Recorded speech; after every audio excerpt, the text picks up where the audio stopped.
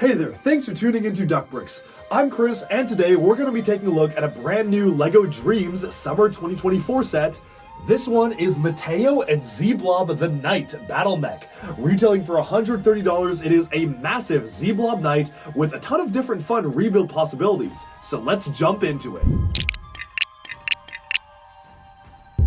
This is set number 71485, Mateo and Z-Blob the Knight Battle Mech. It retails for $130 US and comes with 1,333 pieces, as well as 4 different minifigures, one of which is technically unique, 2 smaller micro figures or creatures, one of the new Never Witch dual molded Midnight Ravens, and a collectible as well. Now, the possibilities for rebuilding this set are so extreme that it comes with not 1, not 2, not 3, but 4 different instruction manuals, each of which pose a very radically different build than the last. In fact, this is a LEGO Dream set, so obviously you start off by building one module, but everything beyond that is completely separate. And to facilitate this, they have a ton of pieces left over, so you can choose what you want to do with the different pieces and whatever alternate builds you want to make. Also, as per usual, the instruction manual is absolutely dotted with all sorts of beautiful designs, and you can choose which one you want to make. Whether you want to make the standard knight, or the centaur style of build, or something completely different that's a little bit less standard humanoid in nature. Now, we're going to take a quick look at some of these alternate builds, because obviously I'll be focusing the review on the main one. This is what the third alternate build looks like. It's got these gigantic knee pads on, but otherwise the structure of the legs looks super similar, if not the same as the actual standard build. However, the arms are pretty different. They have these larger dish pieces for the arms, they're utilizing these stud shooters on the ends of the hands instead of the regular hands, and it has much larger jetpacks on the back, using these large pieces which typically were used for the ankles. They also have you apply these 2 little eye stickers to the windscreen here, which unfortunately would have been left off if you didn't choose to build it this way, so I personally just chose to put them on my copy of the mech because, you know what, they're just cute little eyes and why not include them. The other alternate build is something that I literally will be buying a second copy of the set for on August 1st, because it is so substantially different. I am very curious how they're actually going to pull this off by using just pretty much not only the same pieces, but the same order of pieces coming out of the bags. This is what that build looks like, and it is a much more traditional style of almost like a horse type of build. As you can see, unfortunately, it looks like there is no articulation on the upper legs. Oh, maybe I will not be buying a second copy of this. That's quite unfortunate. Yeah, no way. Those are just mounted at a side angle and you can't move them? Oh, that's a little bit sad. Yeah, I guess the image doesn't really show them moving and you can't really bend these. So yeah, that's too bad. Okay. Well, unless you can move... I wonder if you can move the ball joints on the actual lower legs here. Maybe you should watch a Bricks by Mind review to show him do the alternate builds, because unlike him, I'm not crazy enough to disassemble the entire set and rebuild it, although I do commend him for doing that.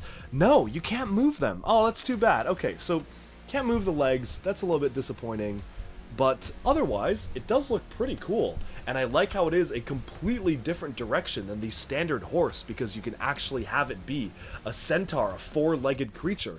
So definitely really excited to see this one. I probably will still buy another copy of the set just to try it out, but now let's take a look at the main model, which is of course the Knight. And of course, there's some beautiful artwork in the instruction manual showcasing what you can do with the set itself. We're actually going to start off by taking a look at the figures though, because there is a slight change to one of the main cast. Mateo is unchanged from his previous appearance in the Never Witch's Midnight Raven, right down to the exact same build for the slime pack here, as well as utilizing the specialized new LEGO Dreamzzz dual molded hilt mold of gold and transparent satin opalescent green for the laser blaster here.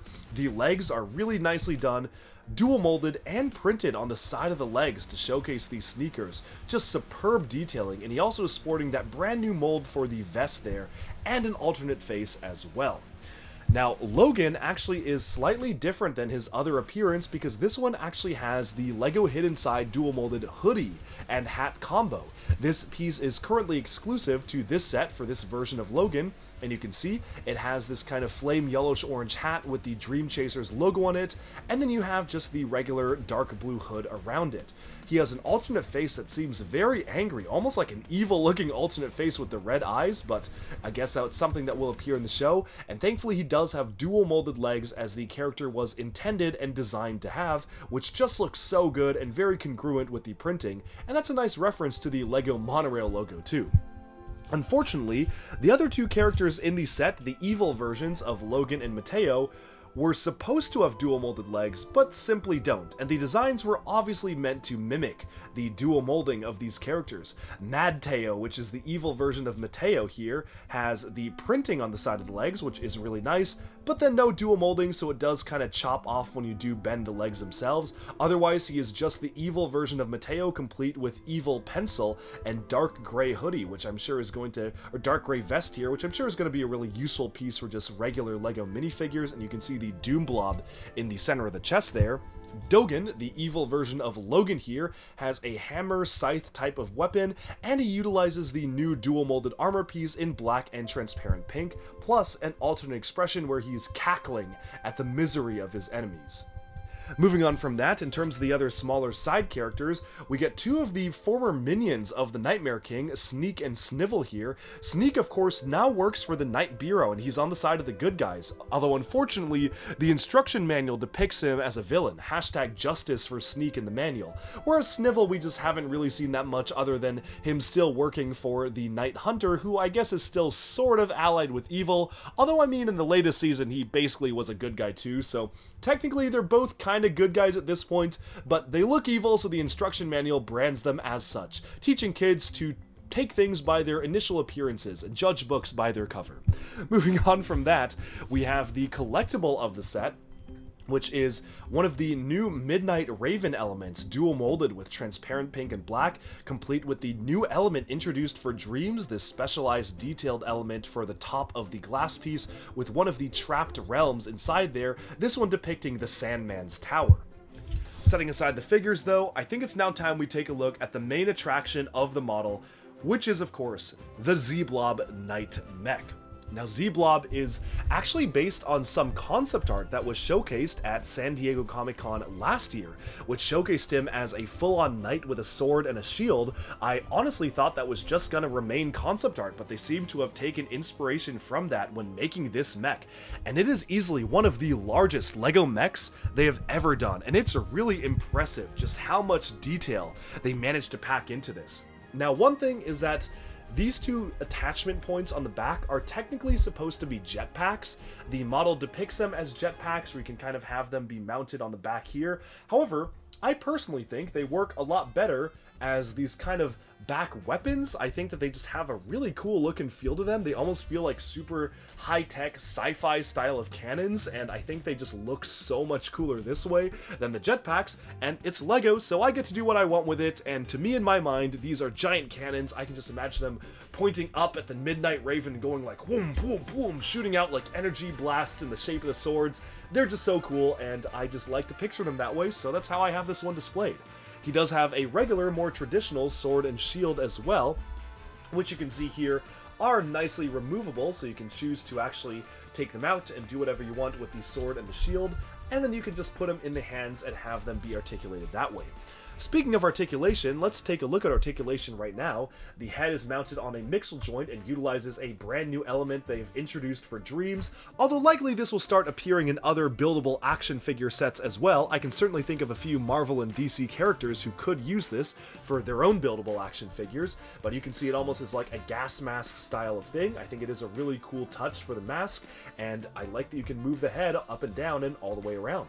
The arms are pretty traditional in their articulation. You can bend them back and forth, you can sway them as well to bend them outwards, and then the hands are mounted on ratchet joints, so you can just rotate them all the way around, which is really nice. Although unfortunately, because it is using the newer style of larger macaroni piece introduced for this wave of LEGO Dreamzzz, you can't actually bend the elbows whatsoever. These are actually, wow, that's a lot harder to separate than I thought. I'm not going to try to separate that right now. There's like 3 different axles running through that, but the elbows cannot be moved, which is a bit unfortunate, but aesthetically speaking, I think it does look pretty cool in that they were able to have the Z-Blob slimy aesthetic. Moving on to the legs though, unfortunately, this is the kind of mech that is really made to be played with by kids. And because of that, there is literally no articulation in the leg whatsoever. This is especially unfortunate because literally this exact release cycle, we just got Cole's Titan Dragon Mech, which had some phenomenal knee articulation, but that was definitely aimed at a higher price point. This Z-Blob mech is supposed to be enjoyed by younger kids, so I do understand why they had to remove knee articulation, but it is unfortunate that all you can do with the legs are basically bend them back and forth and up and down. Even the feet have significantly restricted articulation because they didn't want it to fall over at the slightest touch, and basically only the front part of the foot articulates just for show. This does not accomplish anything meaningful, like you can't bend it back and forth really, you can barely sway it side by side just to make it look better for aesthetic purposes, but for all intents and purposes, you can't really articulate the feet. Now, that being said, this model is very, very stable. You can pick it up and it'll basically just stand down no matter what pose you actually have it in. And I think that is a very powerful thing to have a kid's toy just be able to plonk it down. And of course, as you saw at the beginning of the review, if you're really careful with it, you can kinda have it in a walking pose as well, where the feet are at least off the ground. So again, you can't articulate it whatsoever, but you can sort of have it in a walking pose thanks to that. Now, in terms of the other points of articulation, that is about it. You can move the head upwards to actually be able to access the cockpit, which is surprisingly very large for a mech like this, but otherwise, not much you can actually do with the mech itself. However, I will say, I am actually a really big fan of the way they were able to pull off this mech, mostly because of the color scheme and the aesthetics of it just feeling incredibly strong to me. The white, blue, azure, transparent green, and lime color scheme is one that works remarkably well for this style of build, and I just love how much character this has. Despite not being able to really pose it up, this feels like a very, very large-scale menacing mech. Of course, you've got stud shooters on the ends here too, so you can use those to go into battle. You have the large transparent green shield element, which is a really cool piece to get. I only wish it was a bit larger, but this is basically the largest dish that LEGO produces now, so I guess it makes sense to have it as a shield here. But overall, it's really cool. Like, this is a really cool looking mech, and despite the fact that you can't really articulate it, there's not a ton that you can actually do with it. It just looks cool on display. I really like the way this looks, and I'm a big fan of the build in general. Now overall, definitely would recommend this set for $130 though. Is it worth the price? Now again, on paper, like many of the other LEGO Dream sets, it does feel like it is worth the price. In fact, $130 for 1,333 pieces, especially given that many of those pieces are brand new elements that are recolored for the first time or printed, like these large canopy elements, one of which is printed with Blob, a recolor for this, new pieces and recolors for these macaroni parts, big sword elements, new recolor and new piece for that, large curved elements here, large dishes. On paper, it looks really solid as a build, and it really makes you feel like you are getting a lot of stuff for the value of money. However, LEGO has proven they can make mechs this size that can arguably do a lot more, with more articulation, with more play patterns, with more different types of posability, for cheaper prices. And I hate to keep bringing it up every time we talk about mechs this year, but I have to mention Cole's Titan Dragon Mech as the true MVP of this year, and it's just going to be really hard to beat that in my mind. I know they're made for different age demographics, and it doesn't make sense to compare the two, but they are two large mechs, and one of them is cheaper than the other, and well, this isn't the cheaper one. Overall though, if you like the way this looks, if you like the color scheme, if you like what it offers, if you like the minifigures and what it brings to the table, I would say go for it. This was a blast putting together, and I'm sure that building the alternate designs of this build are going to be just as fun, if not more. So, that being said, given the amount of engineering that went into this, how impressive it is that they managed to make very different alternate builds for this model, despite just using the exact same pieces, and even the same pieces coming out of the bags in the same order, which is very, very impressive, I gotta say, I'm a fan of this set. It feels a little overpriced for what it is. I think 120, it's not that overpriced. Like 120 would be fine. I don't think I'd say 125, but 120 I think I can see. 130 just ends up feeling a little high, but again, it is absolutely not as bad as many other LEGO sets even this year alone. There are definitely a lot bigger things to complain about, and so as it is, I like the way this looks, it's so much fun, and I definitely would give it a recommend. And with that, we have summed up our individual review of this LEGO Dreamzzz set. Let me know in the comments what you think, and be sure to like and subscribe to the official Duck Bricks YouTube channel. Thanks so much for watching, and I'll see you again very soon. Bye for now.